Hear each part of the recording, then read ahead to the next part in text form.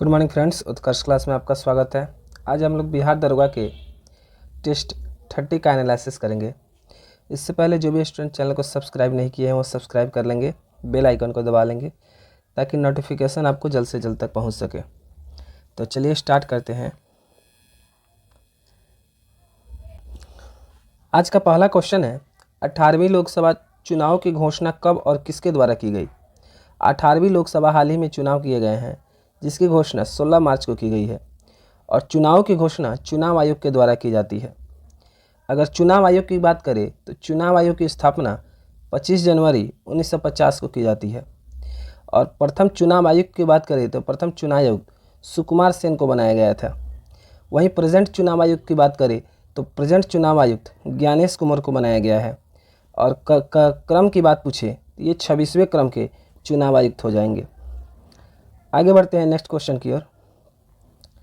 अगला प्रश्न है, लोकसभा के वर्तमान कार्यकाल की समाप्ति से पहले नई लोकसभा के चुनाव कराने का प्रावधान किस अधिनियम द्वारा उल्लेखित किया गया है। तो ये जनप्रतिनिधि अधिनियम 1951 हो जाएगा। इस बात को काफ़ी बारीक से ध्यान रखेंगे। अगला प्रश्न है, 18वीं लोकसभा चुनाव कितने चरणों में और कब से कब तक आयोजित किए गए। 18वीं लोकसभा का हाल ही में चुनाव हुआ है जो टोटल 7 चरणों में चुनाव कराया गया है और 18वीं लोकसभा चुनाव 19 अप्रैल से 1 जून तक संपन्न किया गया है और इसके गणना की बात पूछे तो इसकी मतगणना 4 जून को कराई गई थी। इस बात को भी ध्यान रखेंगे। और 18वीं लोकसभा में जो दल जीते प्रधानमंत्री के या फिर मंत्रिमंडल के शपथ की बात पूछे तो शपथ 9 जून को कराया गया। इस बात को भी ध्यान रखेंगे। आगे बढ़ते हैं अगले प्रश्न की ओर। अगला प्रश्न है, 18वीं लोकसभा में कौन से 2 अलायंस यानी गठबंधन समूह ने भाग लिया। तो 18वीं लोकसभा के चुनाव में 2 गठबंधन ने भाग लिया था, एक एनडीए और एक इंडिया। एनडीए जो बीजेपी का एक अलायंस था और इंडिया अलायंस जो कांग्रेस का एक अलायंस था। अगर बीजेपी की बात करें तो बीजेपी को टोटल 240 सीटें प्राप्त हुई और एनडीए अलायंस को 293 टोटल सीटें प्राप्त हुई। वहीं अगर हम कांग्रेस की बात करें तो कांग्रेस को टोटल 99 सीटें प्राप्त हुई और कांग्रेस के अलायंस यानी इंडिया को टोटल 234 सीटें प्राप्त हुई। इस बात को भी ध्यान रखेंगे। आगे बढ़ते हैं। अगला प्रश्न है, 18वीं लोकसभा चुनाव में कुल कितने मतदाताओं ने भाग लिया। तो 18वीं लोकसभा में टोटल 96.8 करोड़ लोगों ने भाग लिया। काफ़ी इम्पोर्टेंट है। और परसेंटेज की बात पूछे तो 65 पॉइंट समथिंग कुछ परसेंटेज है। इस बात को भी अप्रोक्स में आप लोग मान के चलेंगे 65%। आगे बढ़ते हैं अगले प्रश्न की ओर। अगला प्रश्न है, 18वीं लोकसभा में पहली बार अंडमान निकोबार की किस जनजाति ने भाग लिया है। तो अंडमान निकोबार की जो सैम्पेन जनजाति है इसने 18वीं लोकसभा में पहली बार मतदान में भाग लिया है। अगर पूछता है कि त्रिपुरा की किस जनजाति ने पहली बार भाग लिया है तो त्रिपुरा की ब्रू जनजाति ने पहली बार 18वीं लोकसभा के चुनाव में भाग लिया है। इस बात को भी ध्यान रखेंगे। आगे बढ़ते हैं अगले प्रश्न की ओर। अगला प्रश्न है, 18वीं लोकसभा के लिए कितनी सीटों पर चुनाव आयोजित किए गए और गणना कितनी सीटों के लिए हुई है। तो 18वीं लोकसभा में टोटल 543 सीटों पर चुनाव कराए गए और टोटल 542 सीटों पर ही गणना हुई। एक सूरत का सीट था जिस पे मुकेश दलाल को निर्विरोध जीत घोषित कर दिया गया था। इस बात को भी ध्यान रखेंगे। और ये मुकेश दलाल बीजेपी पार्टी से समर्थित थे। इस बात को भी ध्यान रखेंगे। अगला प्रश्न है, चुनाव से पहले आचार संहिता कौन लगाता है। तो आचार संहिता की बात करें तो चुनाव आयोग के द्वारा चुनाव से पहले आचार संहिता को लगाया जाता है और 18वीं लोकसभा में आचार संहिता 16 मार्च को लगाया गया था। इस बात को भी ध्यान रखेंगे। अगला प्रश्न है, 18वीं लोकसभा चुनाव में किस सीट को निर्विरोध घोषित कर दिया गया था। तो 18वीं लोकसभा में सूरत की सीट को निर्विरोध घोषित किया गया था और वहां से मुकेश दलाल को निर्विरोध जीत घोषित कर दिया गया था और मुकेश दलाल बीजेपी पार्टी से अगला प्रश्न है, 18वीं लोकसभा चुनाव में सर्वाधिक मत अंतर से, यहाँ पे नोट कर लेंगे, सर्वाधिक मत अंतर से किस उम्मीदवार ने मत प्राप्त किया। तो इंदौर के शंकर लालवानी ने सर्वाधिक मत अंतर से जीत प्राप्त की थी और ये बीजेपी पार्टी से समर्थित थे। इस बात को भी ध्यान रखेंगे। आगे बढ़ते हैं। अगला प्रश्न है, 18वीं लोकसभा में किस संसदीय क्षेत्र से नोटा को सर्वाधिक मत प्राप्त हुए? तो नोटा को सर्वाधिक मत इंदौर के क्षेत्र से प्राप्त हुए थे और यहाँ से शंकर लालवानी ने जीत हासिल की थी और ये जीत सर्वाधिक मत से भी इन्होंने हासिल की थी, इस बात को भी ध्यान रखेंगे। आगे बढ़ते हैं, अगला प्रश्न है 18वीं लोकसभा चुनाव में सर्वाधिक मत किस राजनीतिक पार्टी को प्राप्त हुए थे? तो 18वीं लोकसभा में सर्वाधिक मत बीजेपी पार्टी को प्राप्त हुए हैं और बीजेपी ने 240 सीटें प्राप्त की और बीजेपी के एनडीए अलायंस ने 293 सीटें टोटल प्राप्त की है। आगे बढ़ते हैं, अगला प्रश्न है 18वीं लोकसभा चुनाव में एनडीए गठबंधन ने कुल कितनी सीटों पर सरकार बनाई है? तो एनडीए गठबंधन ने 18वीं लोकसभा में टोटल 293 सीटों से सरकार बनाई है और बीजेपी की बात करें तो बीजेपी को 240 सीटें प्राप्त हुई है। आगे बढ़ते हैं अगले प्रश्न की ओर। अगला प्रश्न है 18वीं लोकसभा चुनाव में आरजेडी, जदयू और लोजपा को क्रमशः कितनी सीटें प्राप्त हुई है? तो आरजेडी की बात करें तो आरजेडी को 4 सीटें प्राप्त हुई, जदयू को टोटल 12 सीटें प्राप्त हुई और लोजपा को टोटल 5 सीटें प्राप्त हुई है। आगे बढ़ते हैं रिवीजन सीरीज की ओर। करेंट अफेयर के रिवीजन सीरीज में पहला प्रश्न है एशिया का सबसे बड़ा आदिवासी त्यौहार मेदराम जात्रा कहाँ किया जाता है? तो मेदराम जात्रा महोत्सव का संबंध तेलंगाना से हो जाएगा। अगला है स्वर्णवेद महामंदिर कहाँ अवस्थित है? तो स्वर्णवेद महामंदिर वाराणसी में अवस्थित है। अगला प्रश्न है दुनिया का पहला ओम आकार के मंदिर का उद्घाटन कहाँ किया गया है? तो पहले ओम आकार के मंदिर का उद्घाटन राजस्थान के पाली में किया गया है। अगला प्रश्न है पीपुल्स बायोडाइवर्सिटी रजिस्टर किस राज्य ने प्रकाशित किया है? तो पीपुल बायोडाइवर्सिटी रजिस्टर केरल सरकार ने प्रकाशित किया है। आगे देखते हैं, अगला प्रश्न है प्रोजेक्ट परी किस मंत्रालय ने शुरू किया है? तो प्रोजेक्ट परी संस्कृति मंत्रालय ने शुरू किया है। अगला है विश्व शिल्प शहर के रूप में आधिकारिक मान्यता किसे दी गई है? तो शिल्प शहर के रूप में आधिकारिक मान्यता श्रीनगर को दी गई है। अगला प्रश्न है चराईवेद मेईदाम कहाँ अवस्थित है? तो चराईदेव मेईदाम असम में अवस्थित है, इस बात को ध्यान रखेंगे। अगला है 19वां दिव्य कला मेला कहाँ आयोजित किया गया है? तो 19वां दिव्य कला मेला विशाखापत्तनम में आयोजित किया गया है। अगला प्रश्न है निम्न में से कौन सी जीवाणु जनित बीमारी नहीं है? ऑप्शन है तपेदिक, प्लेग, डिप्थीरिया, पोलियो और रेबीज। तो पोलियो और रेबीज जीवाणु जनित बीमारी नहीं है बल्कि विषाणु जनित बीमारी है, इस बात को ध्यान रखेंगे। आगे बढ़ते हैं अगले प्रश्न की ओर। अगला प्रश्न है मिलान करना है। अगर हम भारतीय कृषि अनुसंधान संस्थान की बात करें तो ये नई दिल्ली में अवस्थित है। वहीं केंद्रीय तंबाकू शोध संस्थान की बात करें तो ये राजमुंद्री में अवस्थित है। चाय अनुसंधान केंद्र की बात करें तो ये जोरहाट में अवस्थित है और तरस सिल्क विकास केंद्र की बात करें तो ये भागलपुर में अवस्थित है। अगला प्रश्न है ऑस्ट्रेलिया की महान प्रवाल भित्ति का संबंध किस महासागर से है?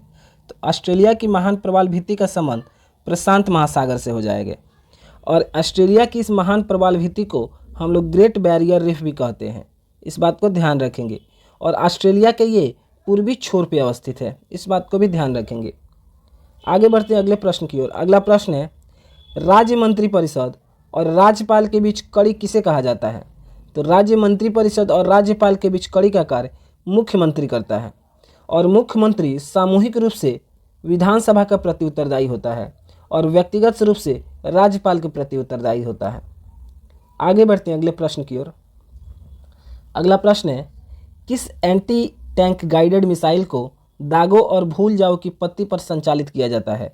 तो नाग एंटी गाइडेड मिसाइल को दागो और भूल जाओ की पत्ती पर संचालित किया जाता है और ये नाग टैंक रोधी मिसाइल है। कैसी मिसाइल है?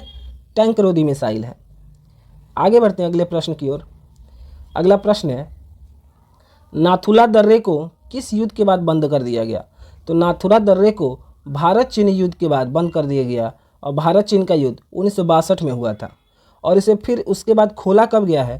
तो 2006 में इसको पुनः खोला गया है। नाथुला दर्रे की बात करें, नाथुला दर्रा या फिर हम लोग जयलेपला दर्रा की बात करें, जयलेपला दर्रा की बात करें तो ये दोनों सिक्किम में अवस्थित है, इस बात को भी ध्यान रखेंगे। आगे बढ़ते हैं अगले प्रश्न की ओर। अगला प्रश्न है नमस्ते शालोम पत्रिका किस दो देशों के बीच संबंधों पर आधारित है? तो नमस्ते शालोम पत्रिका भारत और इजराइल के संबंधों पर आधारित पत्रिका है। भारत इजराइल की बात करें, पश्चिमी सीमा, इजराइल की पश्चिमी सीमा ये भूमध्य सागर से लगती है। वहीं अगर हम लोग बात करें पूर्वी सीमा, तो पूर्वी सीमा जॉर्डन के साथ लगती है। इस बात को भी ध्यान रखेंगे आप लोग।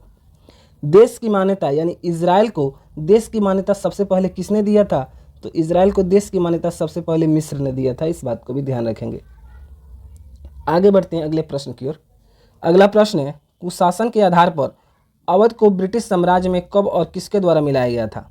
तो कुशासन के आधार पर अवध को पहली बार 1856 में मिलाया गया था और इसको डलहौजी ने कुशासन के आधार पर मिला लिया था। अगर हम लोग बात करें कि अवध के बारे में, तो अवध की स्थापना सआदत खान ने किया था। अगर अवध की राजधानी की बात करें तो इसकी राजधानी लखनऊ बनाई गई थी। अवध के अंतिम नवाब की बात करें तो अवध के अंतिम नवाब वाजिद अली शाह हो जाएंगे। वहीं अवध की रानी की बात करें जिन्होंने 1857 के युद्धों में भाग लिया था, तो ये बेगम हजरत महल हो जाएंगी। इस बात को भी ध्यान रखेंगे। आगे बढ़ते अगले प्रश्न की ओर। अगला प्रश्न है, केंद्रीय विधायिका में धन विधेयक को केवल किसकी पूर्व सिफारिश पर प्रस्तुत किया जाता है? तो धन विधेयक को राष्ट्रपति की पूर्व सिफारिश पर प्रस्तुत किया जाता है। अगर हम लोग बात करें कि धन विधेयक पर, तो धन विधेयक पर संयुक्त अधिवेशन कभी नहीं लाया जा सकता है। इस बात को भी ध्यान रखेंगे। विशेष प्रावधान की बात करें यानी धन विधेयक के विशेष प्रावधान की बात करें तो आर्टिकल 109 में धन विधेयक के विशेष प्रावधान की चर्चा है। वहीं धन विधेयक की परिभाषा की बात करें तो धन विधेयक की परिभाषा आर्टिकल 110 में किया गया है। और धन विधेयक का निर्धारण करता कौन है? तो लोकसभा अध्यक्ष धन विधेयक का निर्धारण करते हैं। आगे बढ़ते हैं अगले प्रश्न की ओर। अगला प्रश्न है, चंद्रयान 3 किसकी अध्यक्षता में इसरो द्वारा लॉन्च किया गया? तो चंद्रयान 3 एस सोमनाथ की अध्यक्षता में इसरो द्वारा लॉन्च किया गया है। रॉकेट की बात करें कि चंद्रयान 3 किस रॉकेट से लॉन्च किया गया था? तो चंद्रयान 3 LVM M3 और M4 से लॉन्च किया गया था और 2023 में इसको लॉन्च किया गया है। अगला प्रश्न है, मानव के शरीर की कौन सी धमनी ऑक्सीजन रहित रक्त को ले जाती है? तो ऑक्सीजन रहित रक्त को ले जाने का कार्य फुफ्फुस धमनी करती है। ये अशुद्ध रक्त होता है जिसमें CO2 मिश्रित होता है। अगर हम लोग धमनी की बात करें तो धमनी हार्ट से शरीर की ओर ब्लड का ट्रांसफॉर्मेशन करता है। वहीं अगर हम लोग सीरा की बात करें तो सीरा शरीर से हार्ट की ओर ब्लड का ट्रांसफॉर्मेशन करता है। इस बात को ध्यान रखेंगे। आगे बढ़ते हैं अगले प्रश्न की ओर। अगला प्रश्न है, भारतीय संविधान में दल बदल के आधार पर निर्भरता का उल्लेख किस संवैधानिक संशोधन द्वारा जोड़ा गया? तो दल बदल को 52वां संविधान संशोधन 1985 के तहत जोड़ा गया है। और उस समय के PM की बात करें तो उस समय PM राजीव गांधी थे। इस बात को भी ध्यान रखेंगे। और दल बदल को किस अनुसूची में जोड़ा गया है? तो दल बदल को 10वीं अनुसूची में जोड़ा गया है। इस बात को भी ध्यान रखेंगे। आगे बढ़ते हैं अगले प्रश्न की ओर। अगला प्रश्न है, कलकत्ता में कलकत्ता मेडिकल कॉलेज की स्थापना कब और किसके द्वारा की गई थी? तो कलकत्ता में मेडिकल कॉलेज की स्थापना 1835 में विलियम बेंटिक के द्वारा की गई थी। और विलियम बेंटिक भारत के प्रथम गवर्नर जनरल बनाए गए थे। अधिनियम कौन सा हो जाएगा? तो 1833 के अधिनियम के तहत विलियम बेंटिक को भारत का प्रथम गवर्नर जनरल बनाया गया था। और विलियम बेंटिक ने ही 1829 में राजा राममोहन राय के सहयोग से सती प्रथा को अंत कराया था। इस बात को भी ध्यान रखेंगे। आगे बढ़ते हैं अगले प्रश्न की ओर। अगला प्रश्न है, धन विधेयक के संबंध में कौन सा कथन गलत है? पहला कथन है, धन विधेयक एवं संविधान संशोधन विधेयक पर संसद की संयुक्त बैठक नहीं हो सकती है। तो ये कथन सही है कि धन विधेयक और संविधान संशोधन विधेयक पर संयुक्त बैठक आयोजित नहीं की जाती है। अगला कथन है धन विधेयक पारित नहीं होने पर मंत्रिपरिषद को इस्तीफा देना पड़ता है, अर्थात सरकार भंग हो सकती है। तो ये भी कथन सही है। अगर धन विधेयक पारित नहीं होता है इसका मतलब ये हो जाता है कि सरकार के पास बहुमत नहीं है और सरकार भंग हो सकती है। इस बात को भी ध्यान रखेंगे। तो इसमें कोई भी कथन सही नहीं है। इस बात को ध्यान रखेंगे। आगे बढ़ते हैं अगले प्रश्न की ओर। अगला प्रश्न है, 23वां राष्ट्रमंडल खेल 2026 का आयोजन कहाँ होगा? तो 23वां राष्ट्रमंडल खेल 2026 का आयोजन ऑस्ट्रेलिया के विक्टोरिया में किया जाएगा। अगला प्रश्न देखते हैं। अगला प्रश्न है, सन 1954 से लेकर अब तक यानी 2024 तक कुल कितनी विभूतियों को भारत रत्न अवार्ड से सम्मानित किया गया है? यानी टोटल कितनी विभूतियों को भारत रत्न अवार्ड से सम्मानित किया गया है? तो टोटल 53 विभूतियों को भारत रत्न अवार्ड से सम्मानित किया गया है। और भारत रत्न की बात बोले तो भारत रत्न की स्थापना 1954 में, यानी 1954 से भारत रत्न अवार्ड दिया जाता है।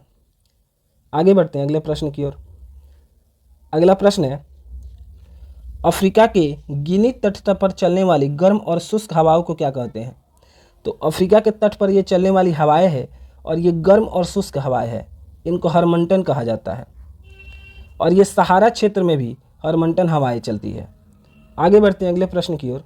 अगला प्रश्न है, इंडियन ओपिनियन नामक पत्रिका समाचार पत्र किसके द्वारा प्रारंभ किया गया?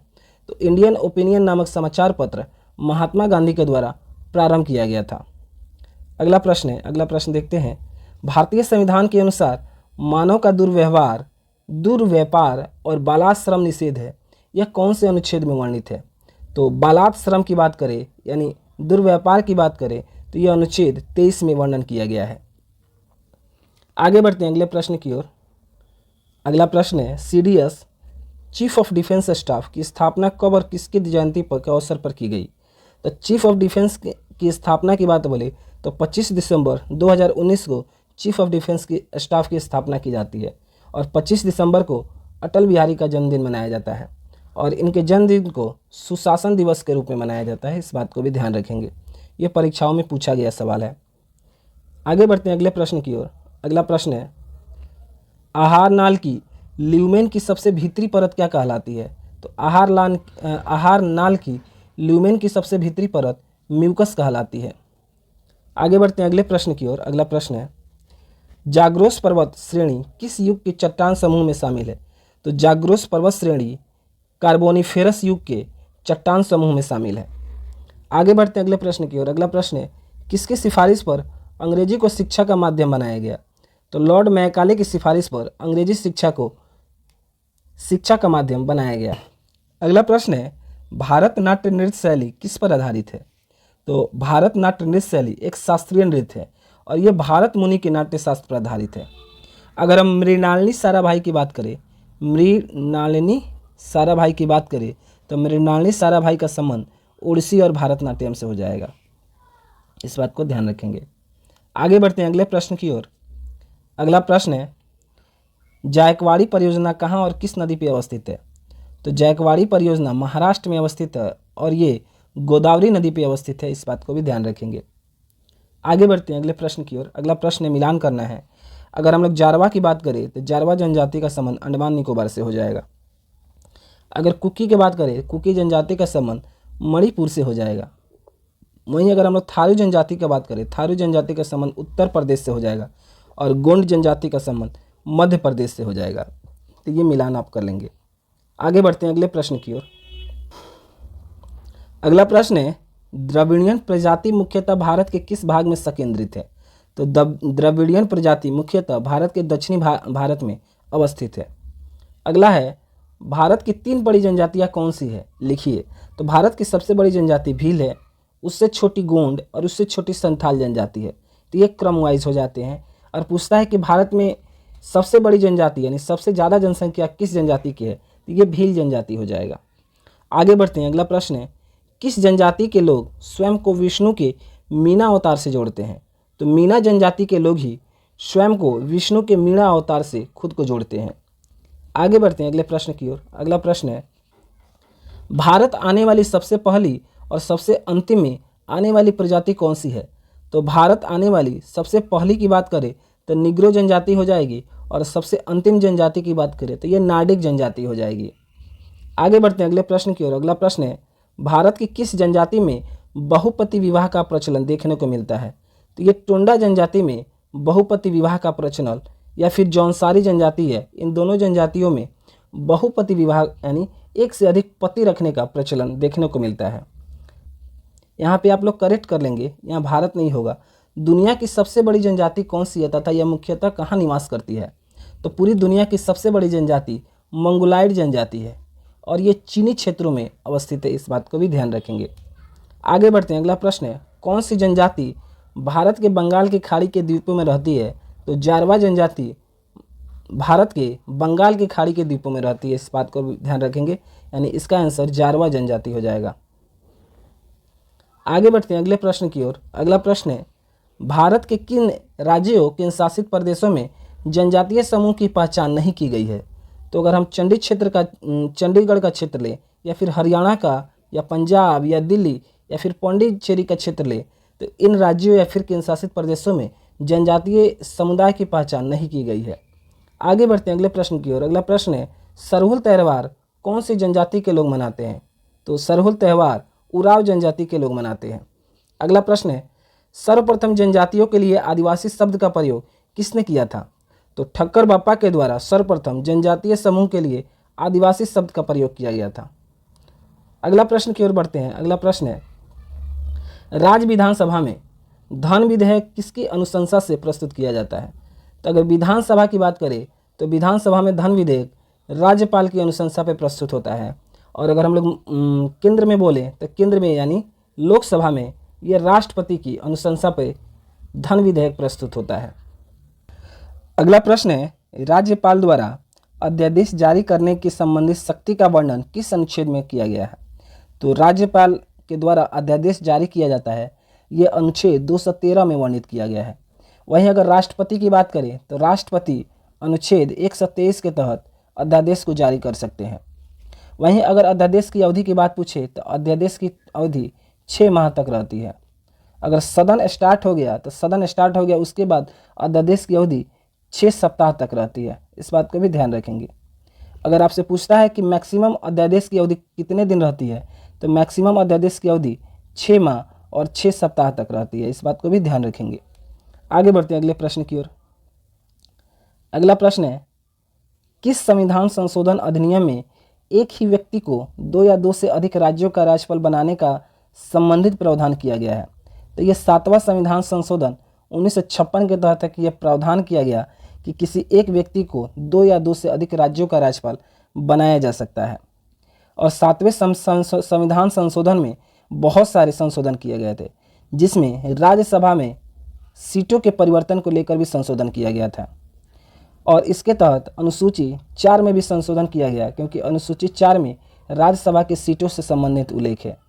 और ये 7वें संविधान संशोधन के तहत ही भाग 7 को पूरी तरह निरस्त कर दिया गया था। इस बात को भी ध्यान रखेंगे। आगे बढ़ते हैं अगले प्रश्न की ओर। अगला प्रश्न है, भारतीय संविधान के किस अनुच्छेद के अंतर्गत राज्यपाल महाधिवक्ता की नियुक्ति कर सकता है? तो राज्य में महाधिवक्ता की नियुक्ति राज्यपाल के द्वारा की जाती है, और यह अनुच्छेद 165 के तहत किया जाता है। महाधिवक्ता राज्य का सबसे बड़ा विधि अधिकारी होता है। इस बात को ध्यान रखेंगे। राज्य के कोई भी मसले होते हैं तो उसको महाधिवक्ता ही देखता है, और महाधिवक्ता राज्यपाल की प्रसाद पर्यत पे होते हैं, यानी इसको राज्यपाल कभी भी हटा सकते हैं। आगे बढ़ते हैं अगले प्रश्न की ओर। अगला प्रश्न है, किस आयोग ने राज्यपाल के लिए 5 वर्ष की निश्चित कार्यकाल की संस्तुति या फिर अनुशंसा की थी? तो पुंसी आयोग के द्वारा यह अनुशंसा किया गया था कि राज्यपाल को 5 वर्ष का निश्चित कार्यकाल कर दिया जाए। और पुंसी आयोग का संबंध केंद्र और राज्यों के संबंध से भी हो जाएगा। आगे बढ़ते हैं अगले प्रश्न की ओर। अगला प्रश्न है, भारतीय संविधान के किस अनुच्छेद में राज्यपाल के विशेष अभिभाषण का प्रावधान है? तो अनुच्छेद 176 में ये राज्यपाल के विशेष अभिभाषण का प्रावधान किया गया है। और राज्यपाल विशेष अभिभाषण देते कब हैं? तो एक बजट के समय ये विशेष अभिभाषण देते हैं, और एक नई विधानसभा का जब गठन होता है तब उस समय राज्यपाल विशेष अभिभाषण देते हैं। आगे बढ़ अगला क्वेश्चन है, किसी राज्य के राज्यपाल यानी गवर्नर के संबंध में निम्न कथनों पर विचार कीजिए। पहला कथन है, उनको राज्य के मुख्य न्यायाधीश नियुक्त करते हैं। तो ये कथन गलत हो जाएगा, क्योंकि राज्यपाल को मुख्य न्यायाधीश नियुक्त नहीं करते हैं, बल्कि प्रेसिडेंट नियुक्त करते हैं।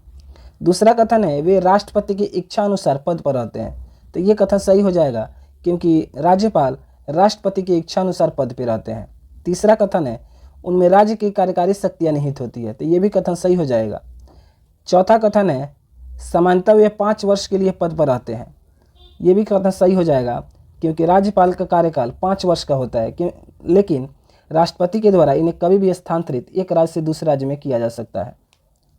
आगे बढ़ते हैं अगले प्रश्न की ओर। अगला प्रश्न है, निम्नलिखित में से कौन सा कार्य राज्यपाल द्वारा किया जाता है?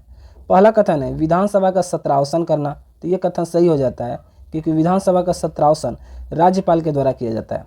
दूसरा कथन है, विधानसभा का बैठक स्थगित करना। तो विधानसभा के बैठक को स्थगित करने का कार्य भी राज्यपाल के द्वारा किया जाता है।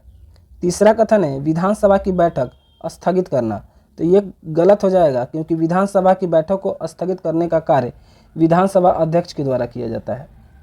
अगला है विधानसभा का अधिवेशन आहूत करना, तो ये भी कथन गलत हो जाएगा क्योंकि ये भी अध्यक्ष के द्वारा यानी विधानसभा के अध्यक्ष के द्वारा ये कार्य किया जाता है। तो कौन सा कथन इसमें सही हो जाएगा? कथन 1 और 2 सही हो जाएगा। अगला प्रश्न है राज्यसभा के राज्यपाल से संबंधित निम्न कथनों पर विचार करना है। किसी भी राज्यपाल से हो जाएगा। किसी भी राज्यपाल से संबंधित निम्न कथनों पर विचार कीजिए। उसे भारत का नागरिक होना चाहिए, तो ये कथन सही होगा। दूसरा है उसकी आयु कम से कम 35 वर्ष होनी चाहिए, तो ये भी कथन सही होगा। तीसरा है उनमें लोकसभा का सदस्य बनने की योग्यता होनी चाहिए, तो ये कथन गलत है, ऐसी कोई योग्यता नहीं होनी चाहिए। चौथा है वह एक से अधिक राज्यों का राज्यपाल हो सकता है, तो ये भी कथन सही होता है क्योंकि राज्यपाल एक या एक से अधिक राज्यों का राज्यपाल हो सकता है। आगे बढ़ते हैं अगले प्रश्न की ओर। अगला प्रश्न है राहत गुफ्तार किस भाषा में प्रकाशित समाचार पत्र है? तो राहत गुफ्तार दादा भाई नौरोजी के द्वारा प्रकाशित किया गया था और ये आंग्ल गुजराती भाषा में प्रकाशित समाचार पत्र है।